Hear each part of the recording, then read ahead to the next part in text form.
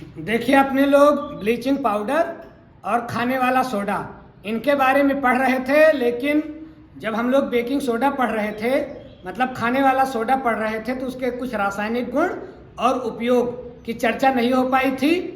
उसके पहले network issue आ गया। आइए, जो शेष बचा हुआ पॉइंट है उसको भी अपने लोग पढ़ लें। अपने लोग पढ़ रहे थे बेकिंग सोडा NaHCO3 के बारे में।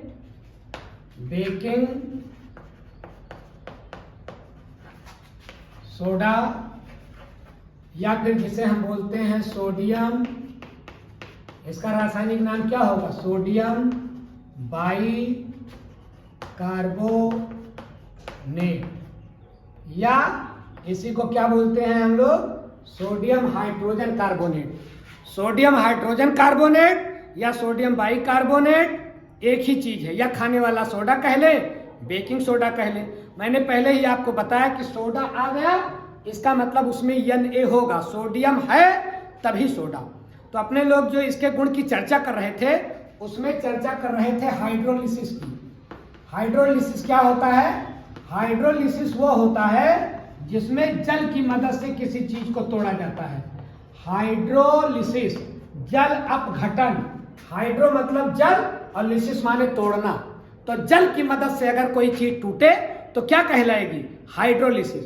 तो सोडियम बाइकार्बोनेट या खाने वाला सोडा, इसको तोड़ा जाता है तो क्या होता है? आइए अपने लोग देख लें।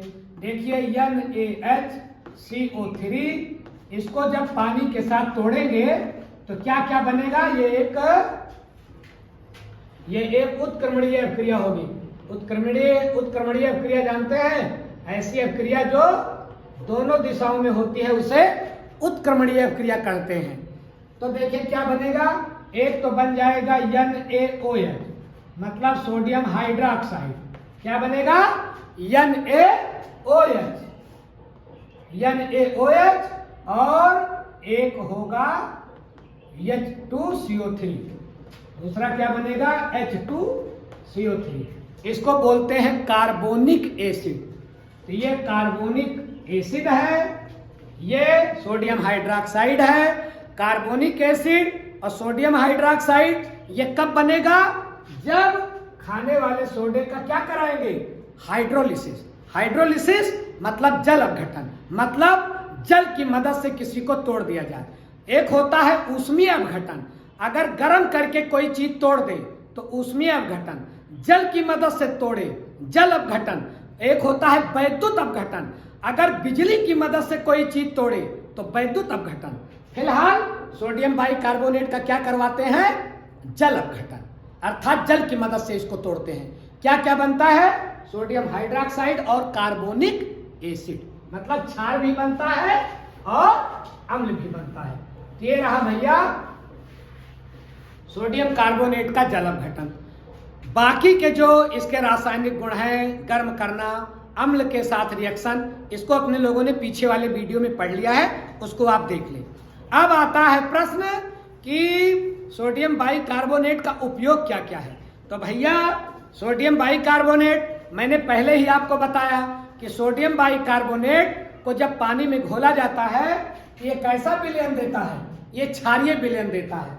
तो क्षार किसका दुश्मन है?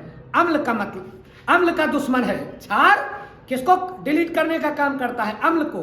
तो अपने लोगों के पेट में जब कभी एसिडिटी होती है, अम्लता होती है, कच्ची डकार आती है, खट्टी डकार आती है, जब अपने लोगों को खट्टी डकार आती है, इसका मतलब एसिडिटी हो गई है। एसिडिटी होने पर पेट वगैरह में दर्द होता है, उल्टा सीधा हम लोग कहीं खा लेते हैं। तो पेट की अम्लता मतलब एसिडिटी दूर करने में, पेट की अम्लता दूर करने में कौन यूज किया जाएगा? Sodium bicarbonate. पेट में अम्लता होती है, मम्मी जल्दी से सोडियम बाइकार्बोनेट दे देती हैं, अम्लता ठीक हो जाती है। क्यों एसिडिटी ठीक हो जाती है? क्योंकि यह है क्षारीय, ये क्षार का गुण रखता है और एसिड को एसिड से रिएक्शन करके उदासीन कर देता है। तो पहला उपयोग इसका क्या है? पेट की अम्लता दूर करने में। दूसरा उपयोग इसका क्या है? दूसरा उपयोग है डंक मारने में। अब देखिए जब अपने लोगों को घर में कभी बिच्छू डंक मार दे, ये विषैली चींटी काट ले, अपने लोगों को बड़ा दर्द होता है। ये विषैली चींटी और बिच्छू अपने लोगों के शरीर में काट करके क्या डाल देता है जो अपने लोगों को दर्द होता है। तो पहले के भी क्लास में अपने लोगों ने पढ़ा है कि बिच्छू जब डंक मारता है तो अपने लोगों की बॉडी में फार्मिक एसिड डाल देता है। उसके डंकवा में क्या होता है, उसके डंकवा में फार्मिक एसिड भरा होता है, और जैसे टुक से मारती है वैसे फार्मिक एसिड अपने लोगों के त्वचा में प्रवेश कर जाता है, शरीर में प्रवेश कर जाता है, तो बहुत दर्द होता है अपने लोगों को। जैसे बिच्छू डंक मारती है वैसे मम्मी क्या लेकर दौड़ती है किचन से, सोडियम बाइकार्बोनेट। क्यों सोडियम बाइकार्बोनेट लेकर के दौड़ती हैं, वहां रगड़ने लगती हैं? क्योंकि सोडियम बाइकार्बोनेट है क्षारीय, और बिच्छू ने जो डंक मारा है वो है अम्लीय, तो क्षार अम्ल से रिएक्शन करके उसको उदासीन कर देता है, दर्द ठीक हो जाता है। मम्मी MBBS तो नहीं है, उन्होंने कोई परीक्षा क्वालिफाई नहीं की है डॉक्टरी की, लेकिन मम्मी से बड़ा डॉक्टर और मम्मी से बड़ा मास्टर, उन्होंने कहीं से B.Ed किया हो ना किया हो, PhD किया हो ना किया हो, लेकिन मम्मी से बड़ा मास्टर और मम्मी से बड़ा डॉक्टर इस दुनिया में कोई नहीं है। उनको सब पता है कि बिच्छू डंक मारेगा तो क्या करेंगे, क्या लगाएंगी मम्मी, सोडियम बाइकार्बोनेट डंक मारने में। और ध्यान रखें कि ये अग्निशामक यंत्रों में प्रयोग किया जाता है, अग्निशामक यंत्र में। अभी अपने लोगों ने इसके पहले पढ़ा कि सोडियम बाइकार्बोनेट क्या देता है, कार्बन डाइऑक्साइड। इससे क्या निकलता है, कार्बन डाइऑक्साइड, और कार्बन डाइऑक्साइड आग का बहुत बड़ा दुश्मन है। अगर आग को ऑक्सीजन मिलेगा तो आग बहुत तेज जलेगी, और अगर आग के चारों ओर कार्बन डाइऑक्साइड हो जाए आग बुझ जाएगी। तो आग का दुश्मन कार्बन डाइऑक्साइड, और कार्बन डाइऑक्साइड किससे निकलता है, सोडियम बाइकार्बोनेट से। सोडियम बाइकार्बोनेट किस में भरा जाता है, अग्निशामक यंत्र में। जो आग बुझाने वाली गाड़ियां पहुंचती नहीं है आग लगने पर, 112 नंबर डायल करिए तुरंत गाड़ी आ जाती है। क्या भरा रहता है उसमें आग बुझाने के लिए, सोडियम बाइकार्बोनेट। और जो अपने लोगों के स्कूल में अस्पताल में अन्य जो सामाजिक प्रतिष्ठान है वहां पर सिलेंडरवा रखा रहता है ना, तो सिलेंडरवा में CO2 गैस रहती है, और वो CO2 गैस किससे निकलती है, सोडियम बाइकार्बोनेट से। तो अग्निशामक यंत्र में भी क्या उपयोग में लाते हैं, सोडियम बाइकार्बोनेट आग बुझाने में। एक उपयोग इसका ये भी हो गया। आगे दूध को खट्टा होने से बचाने के लिए, दूध अगर हम लोग खुले में रख देते हैं, दूध के खट्टेपन से बचाने, दूध अगर खुले में रख देते हैं तो जल्दी दूध खराब हो जाता है ना, दूध जल्दी खराब ना हो इसके लिए मम्मी क्या करती हैं, उसमें सोडियम बाइकार्बोनेट डाल देती है। दूध जल्दी से खराब नहीं होता, खट्टा नहीं होता है लेकिन देर से होता है। इतनी बात समझ गए, ये रहा इसका उपयोग। और एक उपयोग इसका और ध्यान में रखेंगे, परिवार नियोजन के लिए झाग युक्त गोली बनाने में। परिवार नियोजन समझते हो, परिवार ज्यादा ना बढ़े, हम दो हमारे दो, इस सिद्धांत को लागू करने के लिए सोडियम बाइकार्बोनेट बड़ा काम करता है। परिवार नियोजन के लिए मतलब फैमिली को कंट्रोल में रखने के लिए, परिवार ज्यादा ना बढ़े, लंबा परिवार ना हो, इसके लिए जो गोली दी जाती है, झाग युक्त गोली दी जाती है, वो किसकी बनी होती है, परिवार नियोजन में। परिवार नियोजन में कैसे सोडियम बाइकार्बोनेट यूज में आएगा, झाग युक्त गोली बनाने में। और इसका एक उपयोग है, ध्यान रखिएगा, शीतल पेय पदार्थों में। शीतल पेय पदार्थ में अपने लोग ठंडा पीते हैं, बड़ा अच्छा लगता है, ठंडा गर्मी में बड़ा अच्छा लगता है। ठंडे में ये जो ठंडा हम लोग पीते हैं उसमें बुलबुले निकलते हैं ना, तो कार्बन डाइऑक्साइड के बुलबुले हैं, और झाग निकलती है ना, कार्बन डाइऑक्साइड की झाग है, और वो किसके कारण निकलती है, सोडियम बाइकार्बोनेट के कारण। तो शीतल पेय पदार्थों में भी सोडियम बाइकार्बोनेट मिलाया जाता है। झाग युक्त गोली बनाने में सोडियम कार्बोनेट का महत्व है। तो ये सब इसके उपयोग रहे। एक बहुत महत्वपूर्ण उपयोग इसका ये भी है, सोडियम बाइकार्बोनेट का। सोडियम बाइकार्बोनेट का एक उपयोग ये भी है, कि ये बनाता है बेकिंग पाउडर। क्या बनाता है? Baking powder. आप बोलोगे सर ये बेकिंग सोडा और बेकिंग पाउडर अलग अलग है? हाँ, देखिए बेकिंग सोडा, तो बेकिंग सोडा तो अपने लोग पढ़ ही रहे हैं। बेकिंग सोडा मतलब क्या? NaHCO3। NaHCO3 ये बेकिंग सोडा है, लेकिन इसी में NaHCO3 मतलब बेकिंग सोडा में मिला दे टार्टरिक एसिड। क्या मिला दे? Tartaric acid. अगर टार्टरिक एसिड बेकिंग सोडा में हम लोगों ने मिला दिया तो फिर क्या बन जाएगा? बन जाएगा बेकिंग पाउडर। तो बेकिंग सोडा में केवल NaHCO3 होगा, लेकिन बेकिंग पाउडर में NaHCO3 और टार्टरिक एसिड। टार्टरिक एसिड मिल गया, बेकिंग पाउडर बन गया।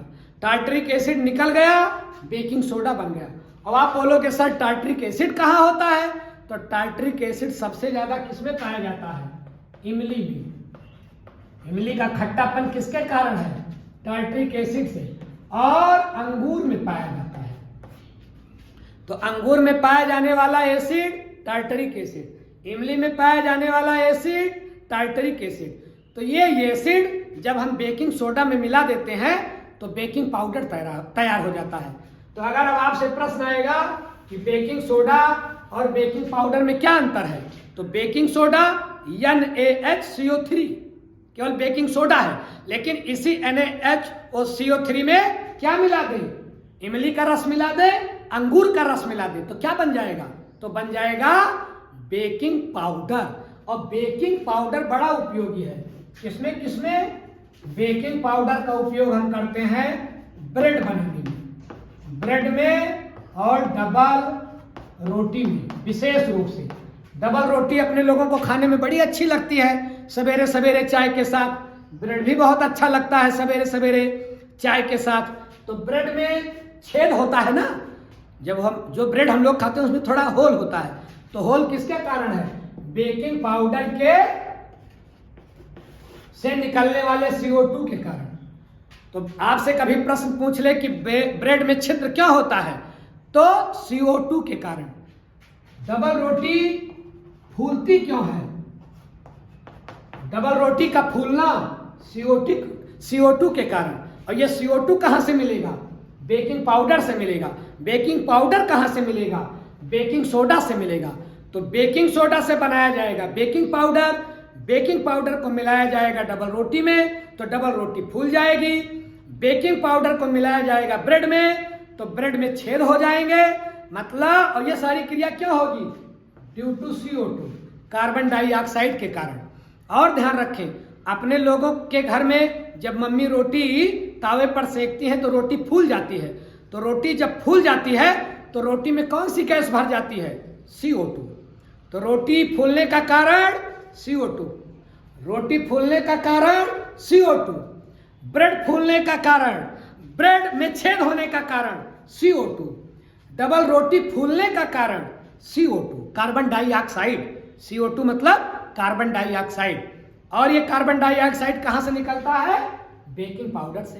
बेकिंग पाउडर डाल करके डबल रोटी, ये जितने उत्पाद हैं डबल रोटी से संबंधित सब में बेकिंग पाउडर मिलाया जाता है। और बेकिंग पाउडर क्या है? Baking soda plus tartaric acid. तो ये रहा भैया, इतना छूट गया था, इसको आप लोग उसी में जोड़ करके रखेंगे, क्योंकि बेकिंग सोडा क्या है, बेकिंग सोडा बनाने की विधि, बेकिंग सोडा का जो है भौतिक गुण, बेकिंग सोडा का रासायनिक गुण और बेकिंग सोडा का उपयोग, ये मिला करके पूरा बेकिंग सोडा होता है। अब अगर ये वीडियो आप देख लेंगे और वो आगे वाला वीडियो देख लेंगे तो आपका पूरा कॉन्सेप्ट क्लियर हो जाएगा। ऐसे ही वीडियो के साथ आगे भी मिलेंगे।